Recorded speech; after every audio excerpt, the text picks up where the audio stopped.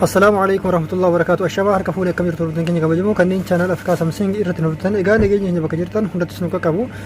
Tole egaa hordoftoonni keenya barnoota keenya kanarratti walii deebinee jirra. Egaa barnoota keenya kanarra keessatti namoonni TikTok irratti yookiin immoo viidiyoo TikTok irratti hojjennu irratti namni kamiyyuu na daawwataa hin jiru yookiin immoo nama muraasa qofan na daawwata akkasuma jechuudha. Yookiin immoo gonkumattuu namummaan tokko na hin daawwatu jettan jechuudha. Furmaata isintu hirsa hamma xumura viidiyoo kanaatti daawwachuudhaan afaan turaas hin jira. Kanneen jalqabaaf gara chaanal Afrikaa Samsung haaroftan immoo barnoonni keenya chaanal keenya subscribe godha.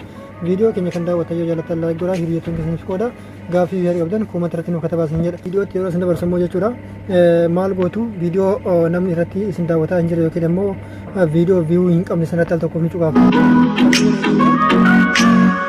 Sana booda eega sana cuqaaftanii booda maal gootanii asirratti tuttuqaa sadan kanarratti al tokkoof ni cuqaaftu. Sana booda jala kanarraa qabdanii akkanatti as harkiftu.